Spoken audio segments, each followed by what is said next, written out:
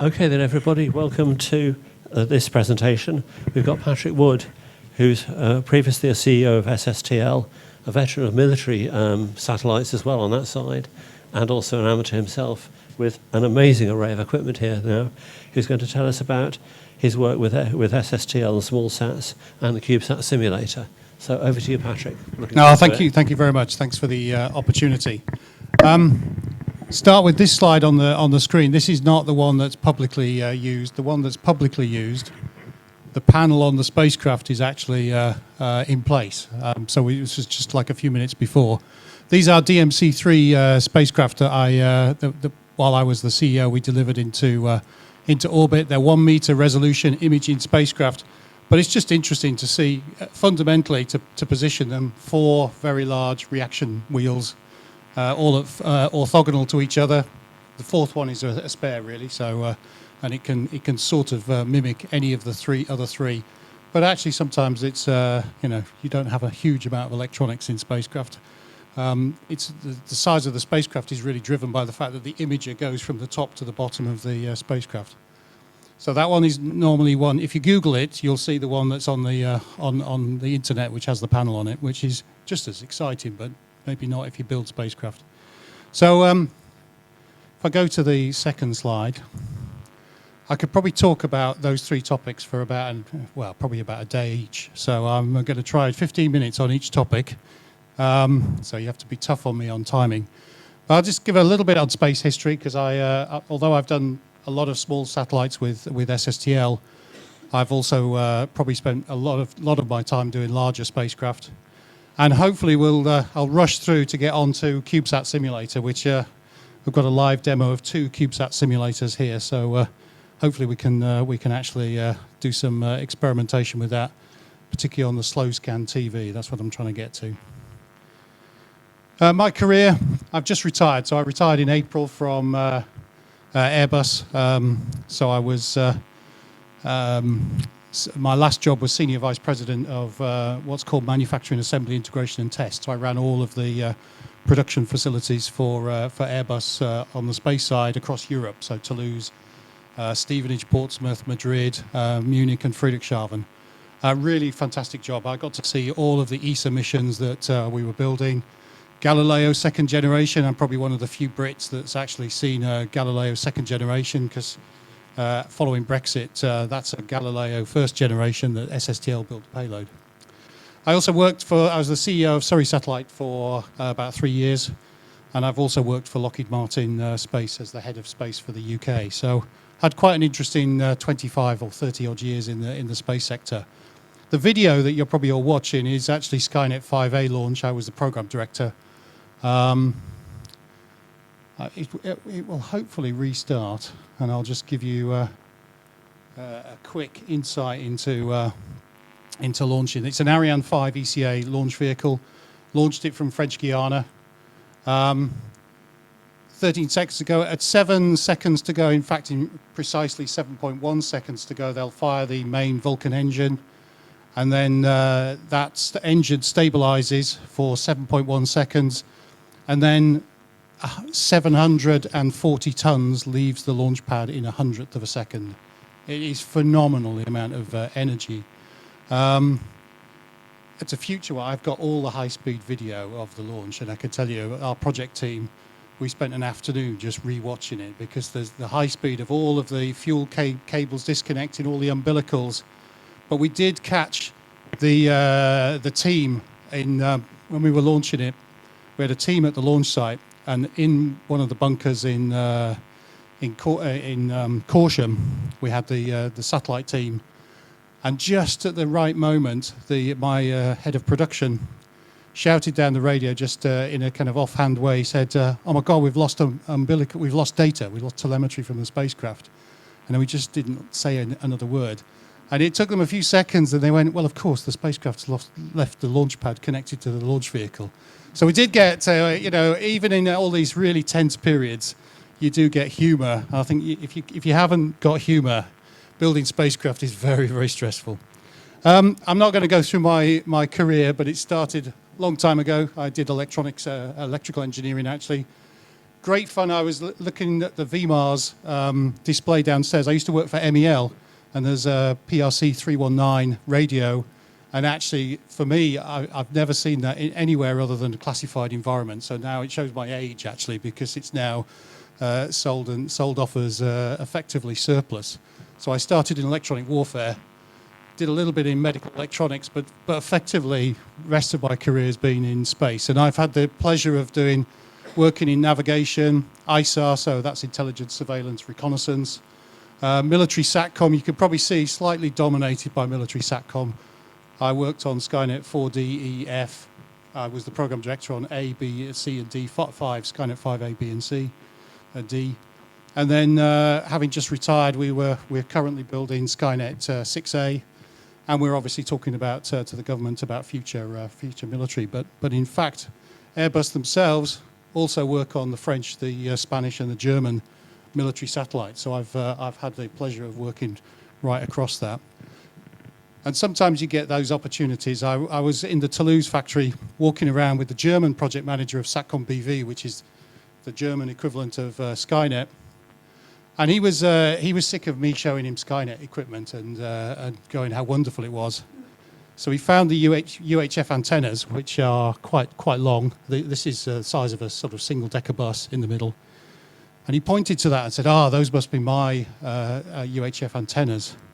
So with great pleasure, I said, no, those small ones over there are yours. These are mine for going on Skynet 5A.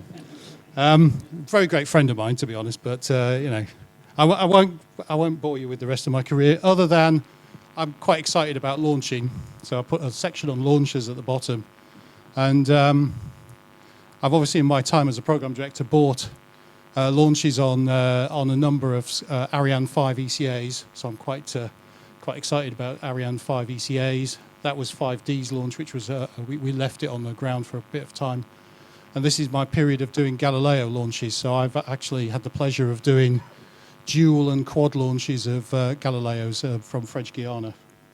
And you can see I've put a little person size, so you can see the size of a Galileo spacecraft. But I'll come back and talk about that when we get to SSTL. I'm rushing a bit. This slide I do for STEM lectures just because it is amazing how often people don't really understand spacecraft. So here we have an animation of the Earth rotating. It's not a perfect animation. I'm sorry, it's not a sphere. It's just a flat picture.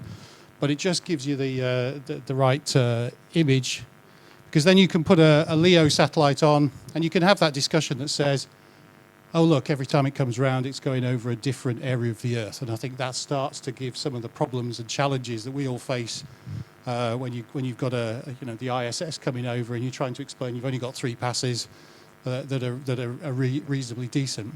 Now, because I use this generally, and we're really only talking about low Earth orbit, I will show you the rest of the animation just for fun. So I'm building a navigation constellation now in MEO, and because I work for Lockheed as well as Airbus, I've been involved in Galileo and obviously GPS-3. So I'm quite fond of navigation systems. But I'm also quite fond of unusual orbits. So here's a highly elliptical orbit going out to 36,000 kilometers and perigee of a few hundred kilometers. If you Google, you'll find a video of me talking on the BBC when Cosmos, the Russian satellite, impacted at 90 degrees to Iridium-33. I just happened to be in London at the time, and they put me on BBC, ITV, Channel 4, and explaining that it was a highly elliptical Russian that impacted into a low Earth orbit, Cosmos. That was probably in 2009 or something like that. And then this is probably the orbit I've built more hardware for than anything else, the GEO orbit, 35,786 kilometers. And from a STEM point of view, I show the 3 spacecraft, so you can have that conversation that with 3 GEOs you can do global communication. So that's the end of the education. So, going to do one more press. There we go. In my job, I still actually talk to the US, UK Space Command quite often. And one of the things that they did recently, so I just quickly put this slide in, just from a a space interest point of view, one of the things people are really worried about is other nation states doing observations of spacecraft. And so what you want to be able to do is understand how to do it. So the US Space Force actually went and did an observation of Skynet 5A. Quite complex to do that in a geo orbit where you've got billions of dollars worth of telecommunication satellites. You can't afford to make a mistake. But I will come back on that when we talk about CubeSat. There's a reason I put that slide in. Just checking, I'm rattling through these. This slide, for me, I'm super proud of the UK space sector. It doesn't probably get enough kind of publicity as it should do. These are two companies. This is Airbus and SSTL. So SSTL is all these slightly dark green. What a fantastic tradition, Surrey satellite technology. Started by Martin, he's one of my heroes. Was my chairman when I was the CEO, and someone that has just got encyclopedic knowledge of spacecraft. And so working with him and hearing all these stories about the early launches from Kazakhstan and Baikonur and buying SS-18 launch vehicles and not knowing whether there was how radioactive the rest of the launch vehicle was. So they decided we better bolt the spacecraft on pretty quick and not spend too much time. Great stories from this period. I was the CEO around this period, so those are the 3 DMC spacecraft that showed on the video on the first slide. But I've got some specific SSTL slides, so I'll come back to that. But I probably spent most of my time up here building large geo telecommunication satellites, and that's probably what I'm most known for. The red ones are all the military ones for the UK, dotted through time. But if you take sort of going back to megabits per second, up here we're now talking with some of the LEO constellations at terabits per second. I mean, we are, it's almost every 10 years you move the decimal point. And I don't think that will change. You just keep on going. It's incredible. But back here, it was all about building waveguide payloads. Up here, it's all about digital DTPs, digital processors. And it is literally, that's one of the things that excites me about CubeSat Sim, is effectively now it goes straight from a Raspberry Pi through a bandpass filter to an antenna. So these days, it's not about complex RF. I'm a digital engineer, by the way, so it's every time we can avoid waveguides. Although one of the jobs they made me do was run the passive and active microwave group, and that was a challenge because that was like a black art. But I know more about silver plating waveguides than I ever wanted to learn. I also use this slide particularly for the government. To remind them that we have a massive heritage in launch vehicles, which they seem to have forgotten, that back here, Blue Streak, Europa, Black Arrow, and although people go, oh, Europa was not a success, it was from a UK perspective. Stage 1, which was the UK one, worked every time. What the problem was the system engineering of putting all the stages together, and that forced ESA to rewrite and come up with the ECSS standards and change the whole way they did program management and system engineering. I've got to get onto SSTL, so I've got to get... I talk a lot about debris, space debris. I get asked a lot of questions. It is becoming a huge issue. You just look at the number of Starlinks that are deorbiting almost on a daily basis, 2 or 3. And the issue really for the Earth is what's all that, the impact of all that aluminium, particularly aluminium burning up in the upper atmosphere, but also some of the rare metals that are part of that. So I'm not going to go into a huge amount of detail. This is out of date. I mean, as soon as you write a slide on how many active satellites, it is out of date the next time there's a Falcon 9 launch. Because in 2025, Starlink launched more than 2,000 spacecraft. So this slide is a year out of date. That's somewhere around 12,000 active satellites now. And the LEO ratio it's somewhere, in fact I added it, it's greater than 93%. It's a huge domination. And you can see from this picture, you can see that kind of halo around the Earth. That is the LEO debris. And a lot of it historically is over 500 or over 600 kilometers. So its deorbit time is going to be hundreds of years. So if you're in about 550 kilometer orbit without propulsion, you probably will deorbit within 25 odd years, which is the normal international standard. But above that, you're probably into decades longer. The other one, I deliberately put this slide together and used it to give a little bit of an indication to the space agency. I mean, the number of objects that are being registered is just phenomenal. You look at the Starlink, Kuiper, you look at OneWeb, and I was involved in the production of OneWeb. Just the sheer number, the Chinese LEO constellation.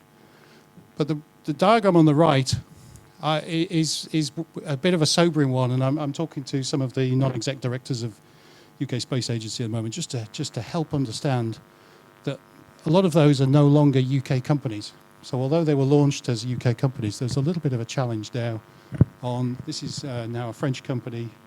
This is also a SES now. Fantastic company. I've built a lot of spacecraft for SES, but I think we do have to protect and defend our space industry.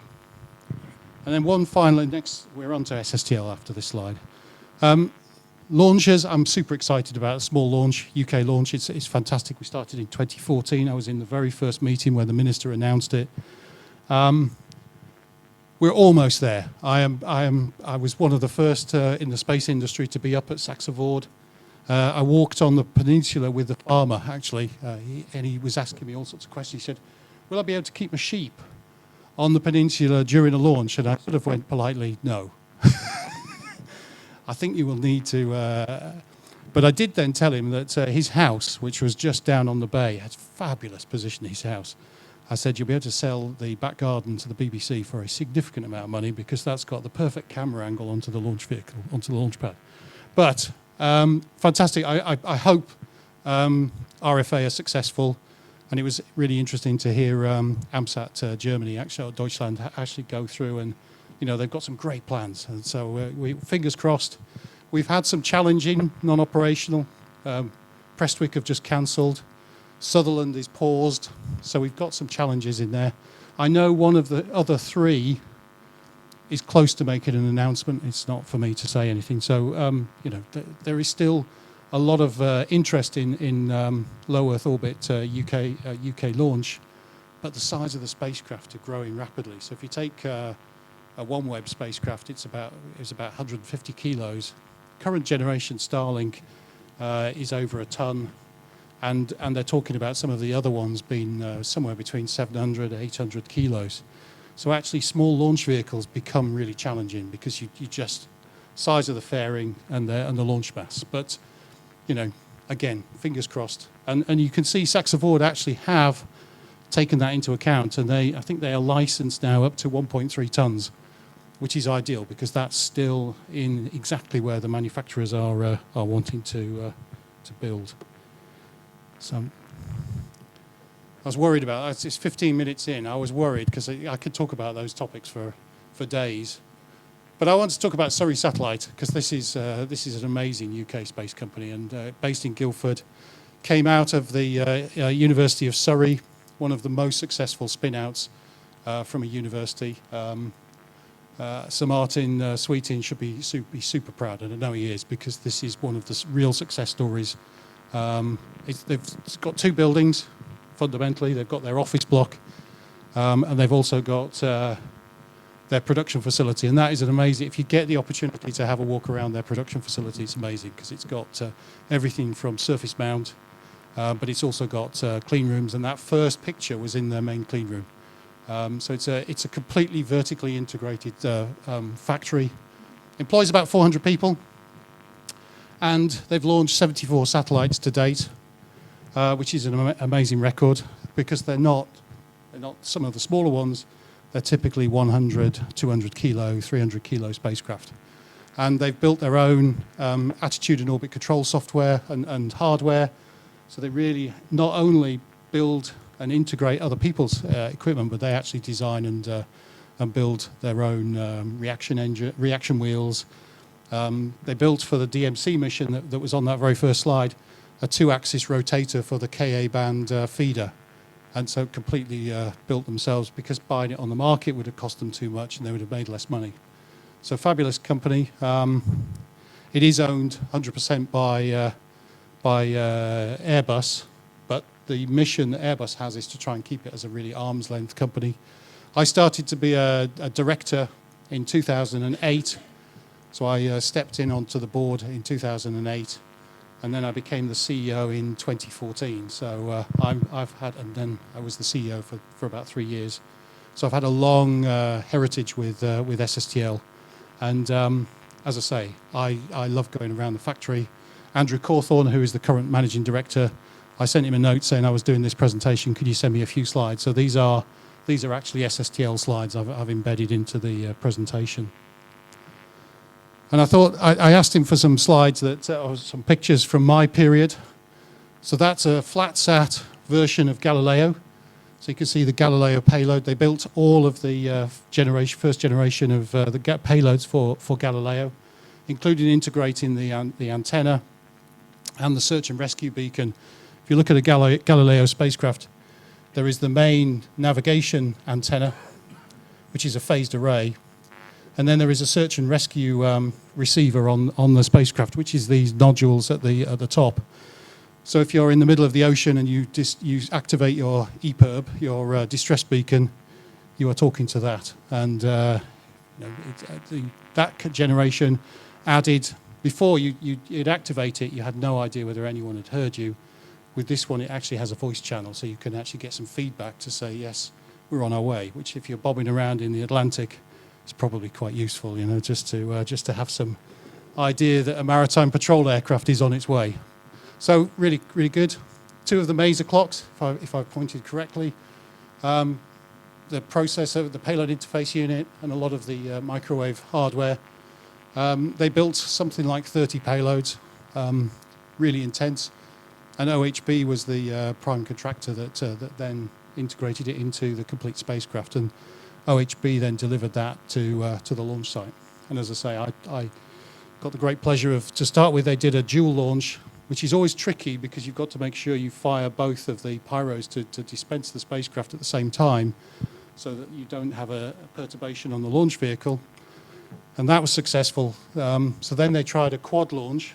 They did it in pairs. So the first pair went off because they knew it was stable enough that the launch vehicle would then have the second spacecraft, a second pair of spacecraft were ejected.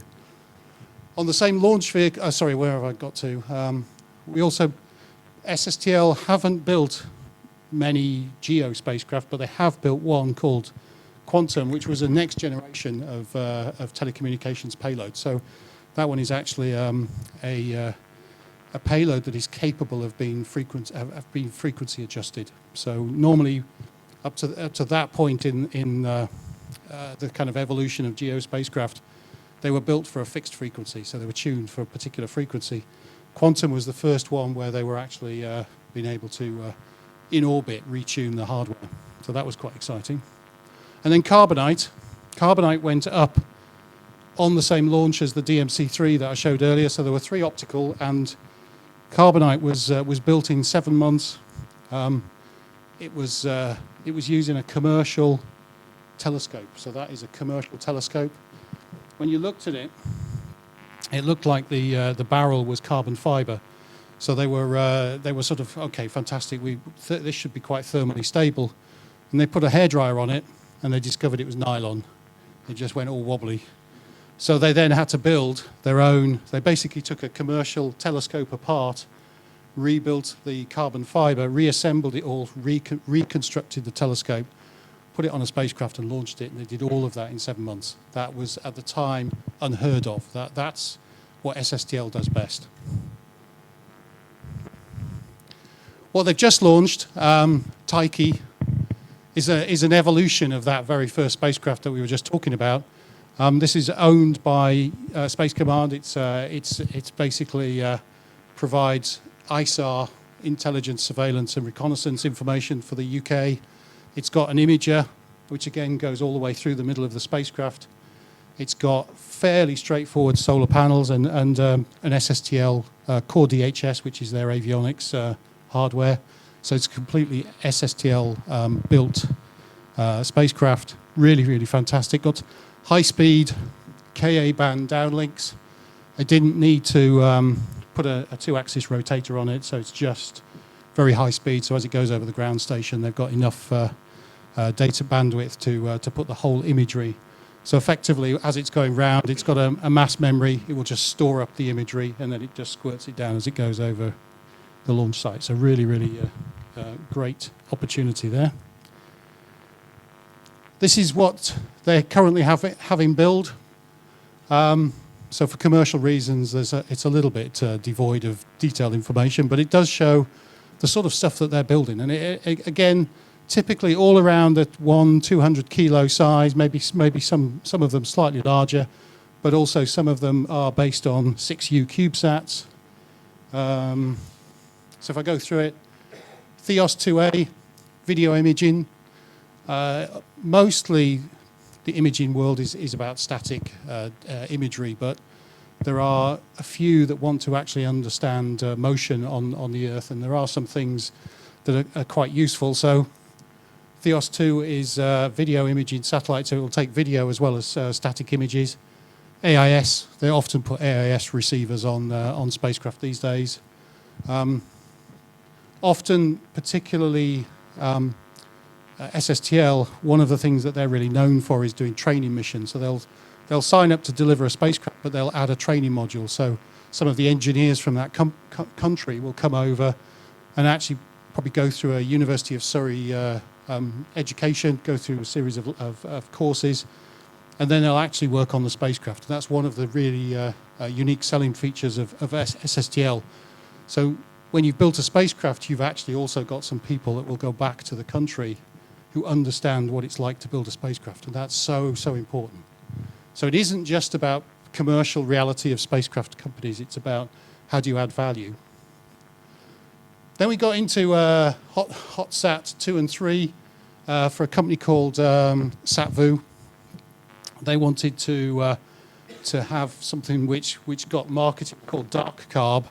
So that's basically thermal imaging. So you don't do it in the visible light, you're doing it in infrared, and effectively you're starting to do thermal footprints of towns and cities or industry, and that's really useful from a climate perspective.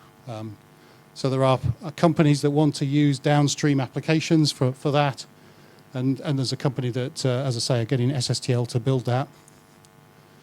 This one, CubeSat, synthetic aperture radar. So it's a passive radar. It's not an active radar, and it's one of the new startups in the UK called Oxford Space Systems build antennas that unfurl, and they've done a fantastic job. They came into being about 10 years ago. They really have built some fantastic antennas, and this one is a demonstrator which will effectively deploy. Spacecraft behind it is something like 150 kilo spacecraft, and when the antenna deploys, you've got something like a 5 meter. I think that one actually might only be 3 meters in diameter. And synthetic aperture radar imagery comes down. It's harder to process. If you've ever seen a spacecraft radar imagery, it doesn't. When you first look at it, it doesn't look like an image. But once it's being processed, and some of the clutter's taken out of it. Innovative radar mission called Microsar. So again, you can start to do much larger deployed antennas. If you imagine, this is something that's probably around 100 kilo spacecraft. It's been built for Space Norway, but it's got a very large deployed antenna, which is probably in excess of 5 meters. So again, the resolution that you can get on Earth is much higher. Wide swath multispectral imager they're building for a particular customer. But this, when you talk to them, this is where they immediately start. Actually, I've done the slide in the wrong order. Yesterday, I think it was yesterday, there was this discussion about going to the moon and building a telecoms network around the moon. SSTL are involved in a mission called SSTL Lunar, world's first commercial lunar comms. They're doing all the preliminary work to build that network capability. So super exciting, challenging financially because European Space Agency want to fund certain parts of research. Ultimately, they want to turn it into a commercial mission. but sometimes it's hard to get that through there. But there's so much interest in being able to do that. It's quite fun. Hydro GNSS. One of the things that one particular engineer in SSTL, his hobby is reflectrometry of navigation signals. I always say GPS signals, but he can use any. And he's designed a GNSS receiver, multi-channel GNSS receiver. And what he does is he takes the reflected signals from the Earth from the navigation signals. So it's effectively a passive receiver. Because there are quite, as you saw from that slide where the MEO constellation navigator, there's a lot of navigation satellites. So there's a lot of L-band communication coming down. Can you read the reflected data? And he started doing that probably about 10 years ago. ESA missions and getting research and ARTES money and money from the UK Space Agency. And then he started to be able to figure out things like wave heights, wind velocity, just from the reflected GPS signals. So reflectrometry is a growing area.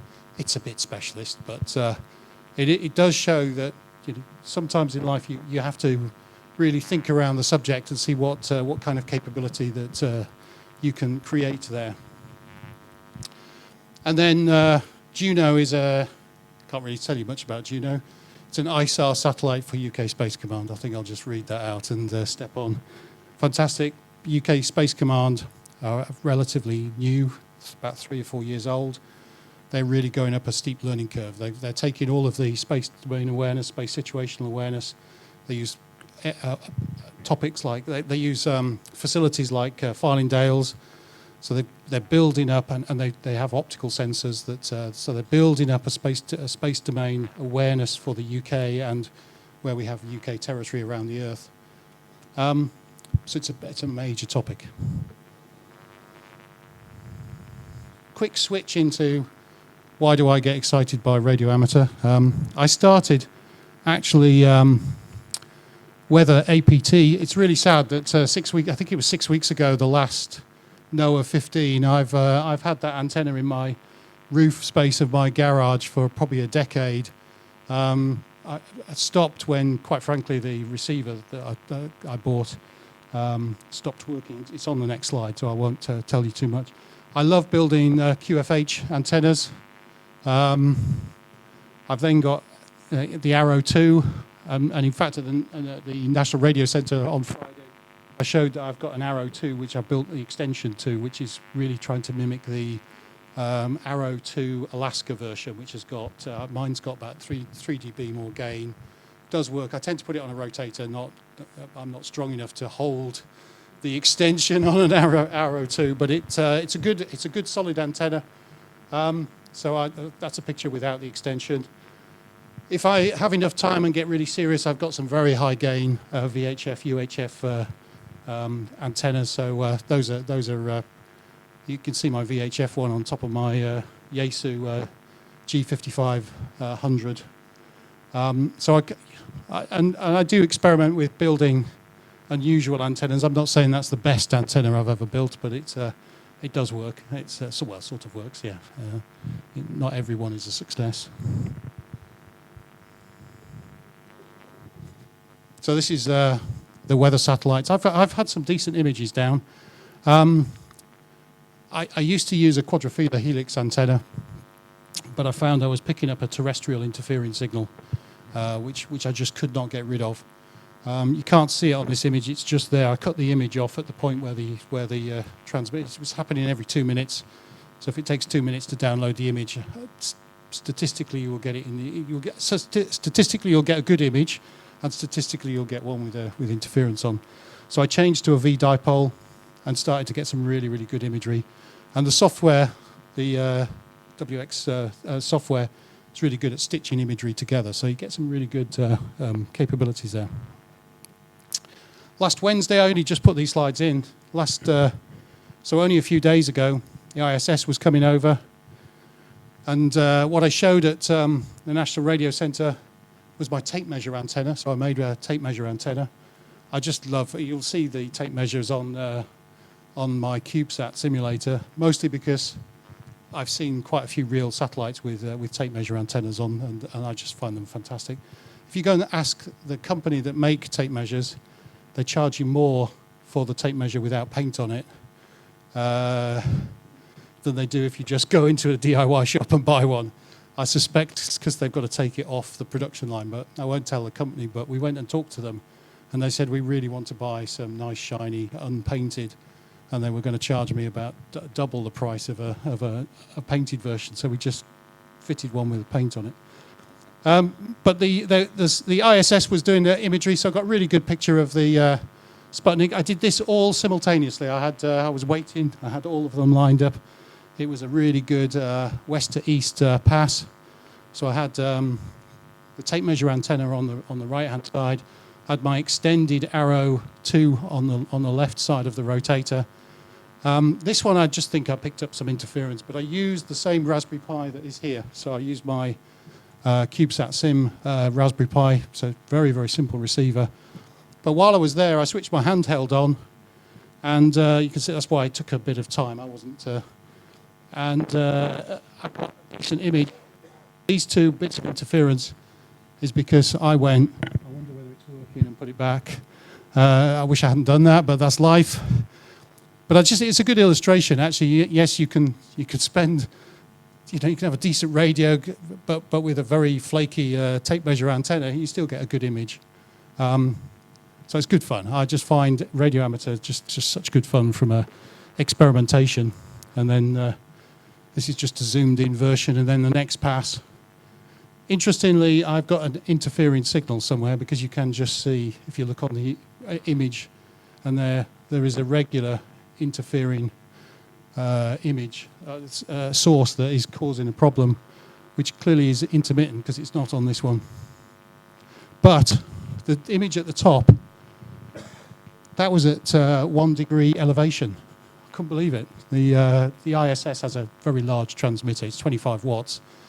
But I wasn't expecting, I wasn't paying attention, and my slow scan TV just jumped into life and picked up. That was literally at, well, it says 2 degrees, so 2 degrees elevation. That was, as I say, it does show that the ISS is really useful, particularly if you're getting people to do it for the first time. Right, we're on to CubeSat simulators. I've done it, just about. Low-cost satellite emulator. I started reading about the AMSAT US CubeSat simulator, and it's just a fantastic product. So you thought, well, I've got to build one. I think what attracted me was you could clearly, it's open source, so you can see the payload software, you can see the Raspberry Pi, and you can see the ground station, and they give you sufficient information that you can get in there and modify it. So for me, it was super exciting. Working solar panels, batteries, transmitter. So it's a version 1.2. So I built the one on the far end first. Let's just make it rotate a little bit faster. There we go. I have the sun. I have the sun simulating onto the solar panels. As I say, created by AMSAT US, and I've certainly added to it. So if you take the basic system, it doesn't have the ultrasonics, and when this comes round,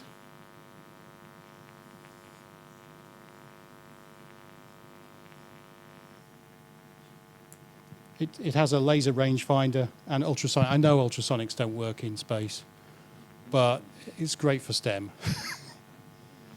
And what I did was, because I'm interested in rendezvous and dock.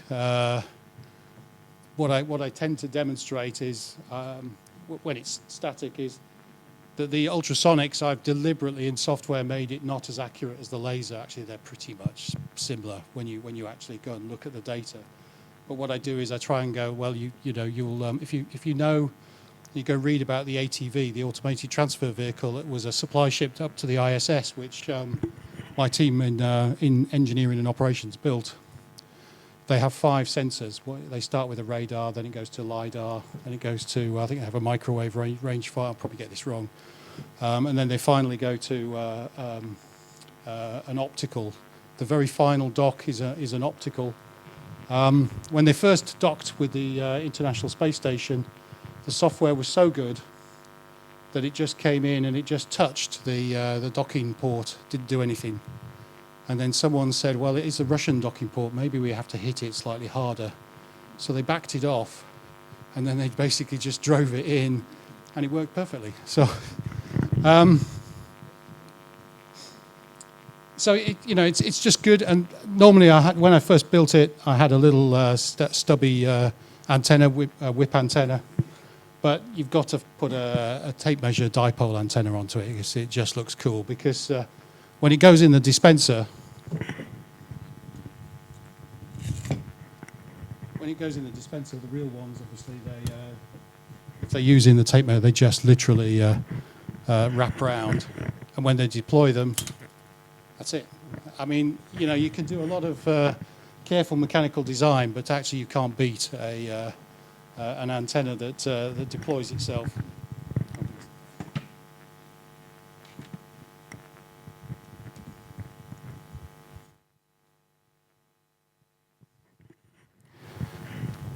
So let me get to the next.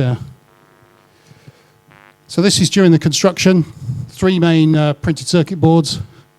I don't know why I put 2 images. Oh, that one's just part. Oh, that's one side of it, and that's the other side. Power module.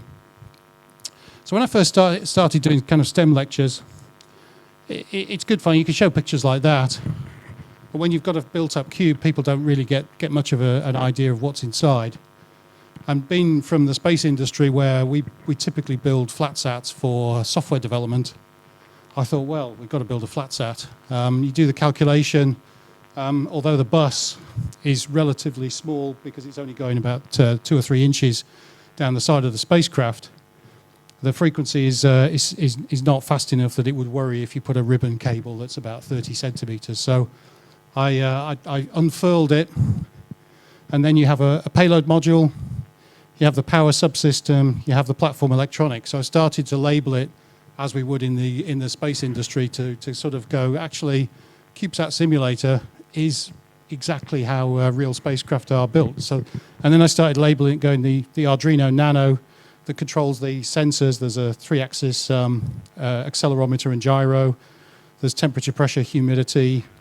There's the ultrasonics. On that one, there's the laser rangefinder. But we have a payload interface unit, which just happens to be an Arduino Nano, and that just puts the data on the serial connection down to the Raspberry Pi Pi 2.0. That then constructs the message, and as I say, goes straight from the Raspberry Pi, just through a bandpass filter, straight out to the antenna. So there's almost no RF components at all. And the beauty of this is it has 5 modes. So it does APRS. That's the mode it normally boots up in. It does FSK 200 bits per second. It does BPSK 1200 bits per second. It does slow scan TV, and it also does Morse. Actually, I have only tried it on Morse once at the NRC, and Merv, who is the resident Morse expert there, confirmed that it was transmitting Morse. He said it was a bit boring because all he was doing was 1s and 0s, etc. Go on, sorry, John. Dave.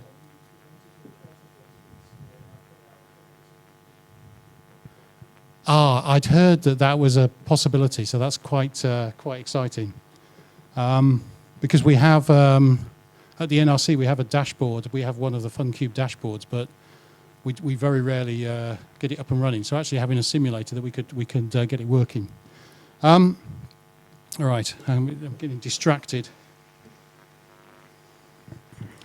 So as I say, labelled it all up. And it's really useful to be able to describe, you've got the plus Z, plus the y-axis and the z-axis. So you can start to describe exactly as the space industry would do how it aligns and describes where items are. I just found it fantastic as both a hobby project. My son built one, and he's a software engineer, so he's not someone who is terribly used to using a soldering iron.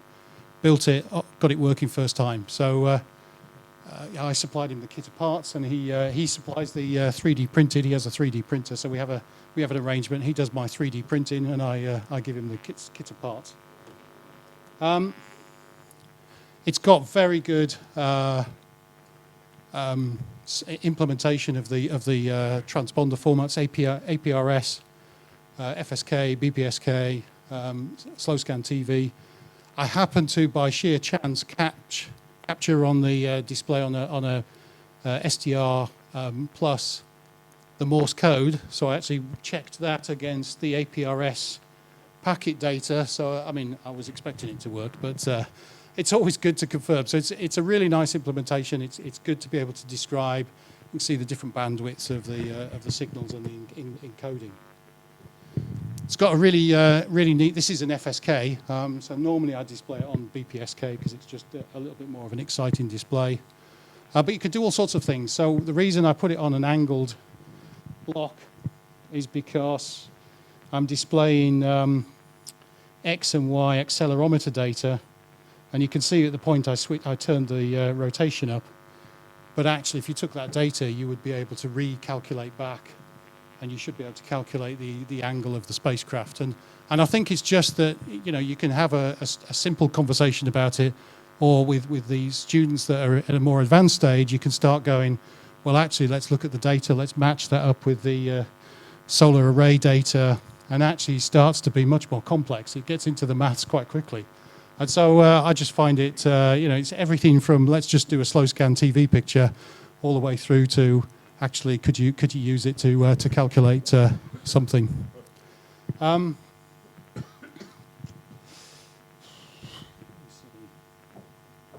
you want to take a slow scan picture? Yeah? Shall we just change it? Change modes is really straightforward. So you've got the green, the blue is transmit. The green is effectively software. It's interesting. That is really interesting.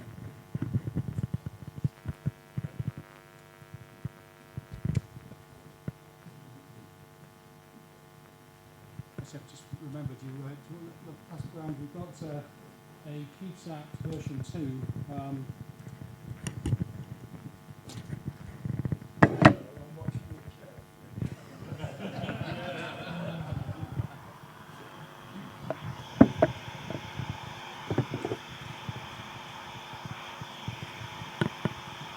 So I've just switched it on. It takes a little bit of time to confirm itself.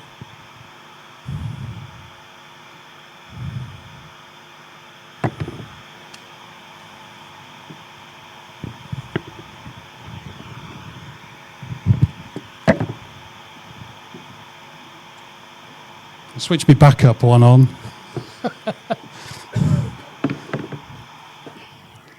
I don't think I've ever had it on quite so long. It's been on since about 10 o'clock.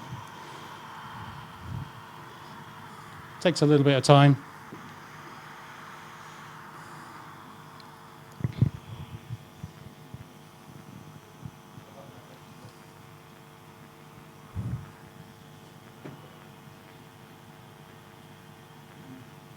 Yeah, it's definitely running.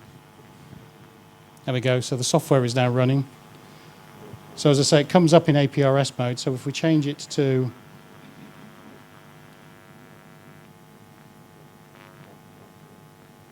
so I've just changed it into slow scan TV. So it does my call sign when it's just starting up, because we are very compliant with radio amateur regulations. It's also useful because you know, well, it is actually changed. So we'll do it again because it's just gone into. So it's 434.9 megs.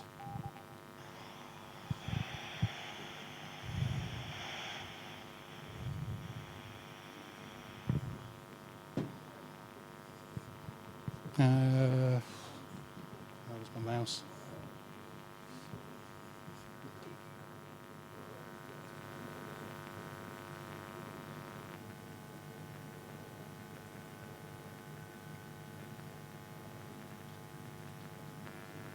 So I just run up. I should have done this earlier, sorry. So it'll start decoding. There we go. So it's got a standard Raspberry camera. And just for fun, I put the spacecraft next to my Skynet 5 model, took a slow scan TV, which is fundamentally what the US Space Force have just done against the real one. They've just done a rendezvous with the image that I showed you earlier. So I couldn't resist just sticking that in as a slide. It will now. I'm just going to make this more vertical.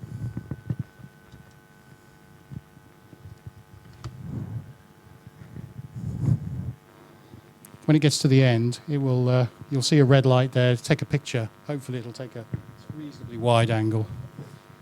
Mug shot is probably. There we go.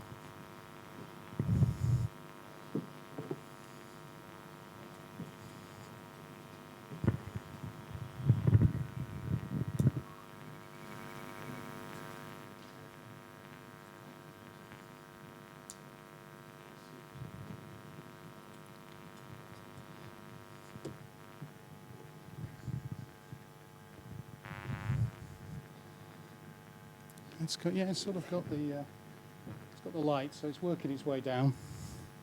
You can take one over here as well, so you don't feel left out. And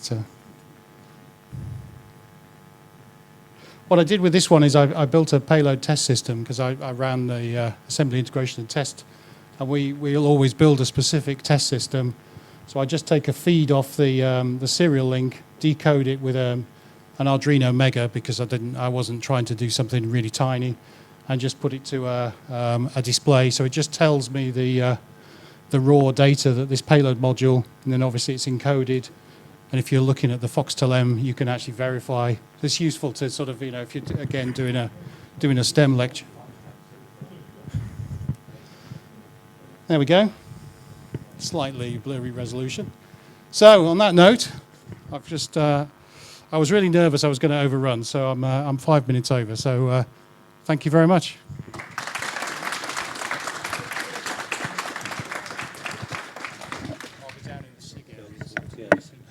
Okay, well, thank you very much indeed, Patrick. That's fantastic. You are forgiven for 5 minutes over. It's almost a tradition of AMSAT, actually, on that side. And for bringing so much kit and showing us so much of what's going on. Really appreciate it, much appreciated. If anybody wants to ask a brief question now, that's fine. We can take those now. Or as Patrick was saying, he's taking his kit downstairs to the SIG area this afternoon. So, Yeah, thanks very much. I work for the railway, so Stevenage, I used to see it on East Coast Main Line, all the dishes that were there, so if there's anything new there, and you saw my radio mast and my radio hut, if you looked across the station. Oh, but, right, okay. Yeah, that was mine. But inter-satellite links, what have we really been doing with that? It's been around a little while, but we've not really been doing very much, have we?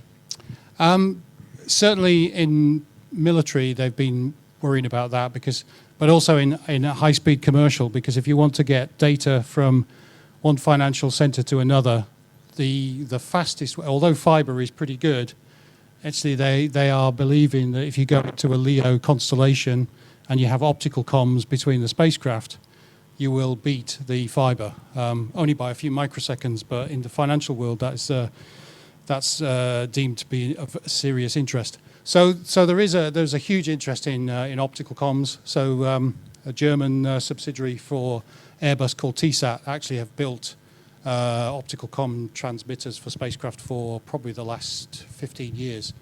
And if you look up an ESA mission called EDRS, European Data Relay Service, that's actually using one of the very early optical comms between, and what you're really trying to do is either spacecraft to spacecraft, spacecraft to ground, but now also they're really interested in doing spacecraft to aircraft, and then aircraft to ground, aircraft drones, spacecraft, you name it. You could every company has that diagram where it shows everything interconnected with everything, and most of that will be done with optical, I think, in the future.